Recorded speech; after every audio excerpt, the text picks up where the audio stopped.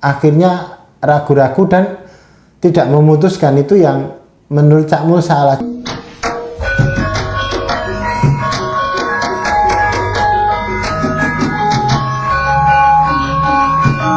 Halo konco-konco, ketemu lagi di Cak Mul Box, channel yang selalu muncul di YouTube. Semoga sehat terus ya konco-konco, terus sehat dan sehat. Ini menjelang liburan ini pemerintah sudah akan melakukan PPKM pengetatan lagi nih.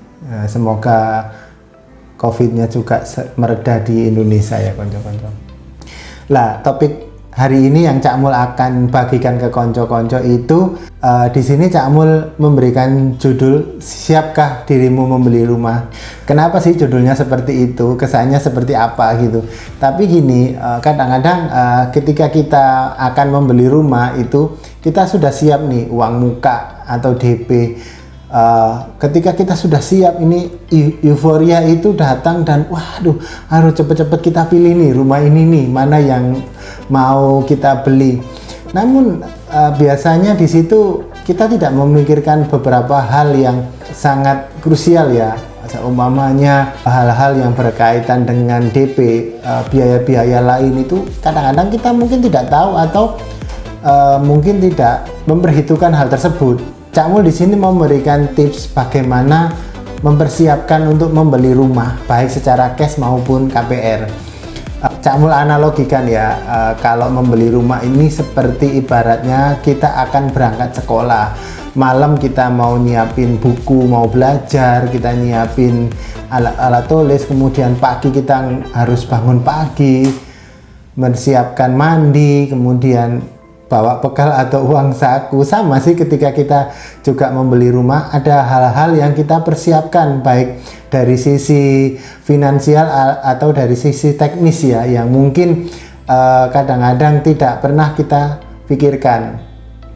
Dari pengalaman Cak Mul ini yang sering mendampingi calon pembeli rumah, banyak hal-hal yang Cak Mul petik pada saat kondisi untuk mempersiapkan rumah, atau Cak Mul kasih advice bagaimana baiknya. Oke, berikut ini adalah 4 tips untuk persiapan membeli rumah ala Cak Mul.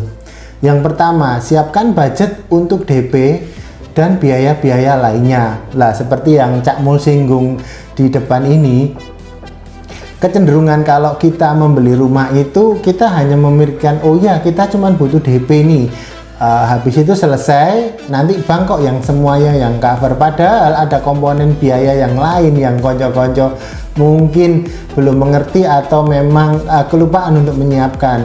Ini Cak Mul kasih gambaran ya, umpamanya kita akan membeli rumah dengan budget 1M ini.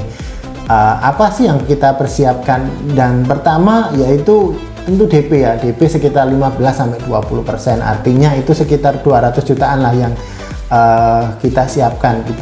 Cak Mul info ini sebagai agregat kasar ya. Kemudian ada biaya lain konco-konco, biaya-biaya administrasi dalam KPR itu. Kalau yang KPR seperti provisi administrasi dan lain-lain itu konco-konco nanti dapat informasi kok dari teman-teman bank, itu sekitar 5-6% dari plafon persetujuan kredit ya. Jadi kalau mamanya tadi 1M, DP-nya anggap saja 200 juta atau 20%, plafon yang disetujui atau yang didapatkan dari bank sekitar 800 juta. Artinya biaya bank itu sekitar 48-50 juta itu kalau kita ngomong 5-6%-nya. Kemudian jangan lupa kita juga membayar pajak pembeli ya konco-konco, sekitar 5% lah, anggap aja sekitar 5% dari 1M dari harga transaksi. Nanti tergantung wilayah kabupaten kota dengan kebijakan masing-masing ya. Jadi sekitar 50 juta yang kita siapkan. Jadi kalau rumahnya 1M, harganya kita membutuhkan sekitar 250 sampai 350.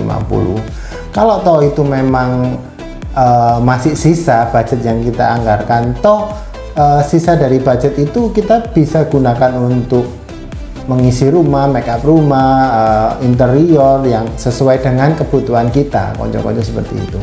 Kemudian yang kedua ini, lokasi pilihlah sesuai dengan selera, kebutuhan dan budget konco-konco. Jadi jangan ikut karena trennya di sini ikut. Ya udah, kalau memang kita sudah punya pasangan nih, kita harus menentukan kita maunya dekat sekolah atau dekat tempat pekerjaan yang akan kita pilih sebagai calon tempat tinggal kita, karena itu nanti mempengaruhi semuanya. Artinya kalau kita ikut-ikutan di sini terus kita nggak cocok dengan rumah itu, kadung kita beli, efeknya nanti aura rumah kita menjadi kurang bagus ya. Jadi ibaratnya rezekinya juga kurang lancar sih konco-konco. Yang ketiga, setelah konco-konco memilih lokasi yang sesuai dengan keinginan, jangan lupa memilih maksimal 3 alternatif rumah yang diinginkan. Nggak usah terlalu banyak, 5-10 kebanyakan itu alternatif rumah yang diinginkan, karena semakin banyak itu semakin membuat kita jadi bingung. Kita akhirnya ragu-ragu dan tidak memutuskan. Itu yang menurut Cak Mul salah. Cukup 3 alternatif rumah aja akan membuat kita lebih maksimal untuk memilih dan menentukan kesesuaian berdasarkan selera kita dan pasangan kita mungkin. Yang terakhir yaitu yang keempat, ini biasanya ini hal-hal yang selalu kita sepelekan ya, yaitu independensi dalam memilih rumah atau bagaimana sikap kita dalam menentukan atau memutuskan rumah yang kita inginkan. Kadang kita secara tidak sadar nih, ketika membeli rumah membawa pihak ketiga, entah itu teman atau orang-orang yang kita percaya, namun malah mereka yang kesannya itu memutuskan rumah mana yang akan dibeli. Lah itu salah konco-konco. Oke, kita mungkin dapat masukan dari si A, si B, si C, tapi keputusan tetap ada di kita. Kecenderungan seperti itu sih sering Cak Mul jumpai pada waktu dulu menemani calon pembeli. Mereka akhirnya kebingungan dan kemudian minta advice kepada kita sebagai agent properti. Nah, waktu itu sih Cak Mul informasikan, ya udah percaya diri aja, mana yang terbaik dari pilihannya bapak atau ibu ini.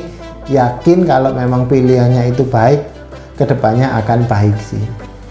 Jadi dari 4 tips itu kita ngomong secara sisi teknis yang tadi masalah DP dan biaya-biaya. Kemudian dari sisi non teknis yaitu bagaimana kita memaksimalkan untuk mencari lokasi, seperti channel Cak Mul yang pernah Cak Mul bikin, yaitu memilih rumah berdasarkan lokasi.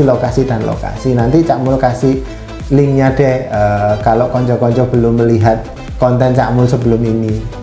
Itu aja sih konco-konco, tips bagaimana mempersiapkan untuk membeli rumah berdasarkan pengalaman Cak Mul ya. Semoga pengalaman Cak Mul ini bisa bermanfaat untuk konco-konco kedepannya. Namun kalau ada tambahan lagi Cak Mul, bisa konco-konco tulis di kolom komentar.